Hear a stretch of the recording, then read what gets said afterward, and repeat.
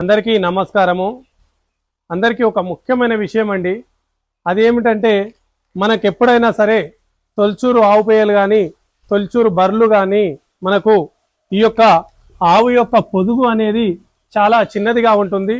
అందువలన నేను ఒకటే చెప్తున్నా, మనకు ఎప్పుడైతే ఆవు ఈయన దగ్గరికి వచ్చినప్పుడు మనకు ఒక 20 రోజుల ముందు నుంచి మనము ఇంటాస్ కంపెనీ వారి యొక్క ఈ యొక్క ఇంటాబోలెట్ ఈ యొక్క పౌడరు మనము మినిమము ఒక 20 ప్యాకెట్లు మనం ఎప్పుడైతే మనము యూజ్ చేస్తామో ఆ ఆవు యొక్క పొదుగు అనేది మనకు చాలా పెద్దదిగా వస్తుంది, పాల దిగుబడి చాలా ఎక్కువగా ఇస్తుంది.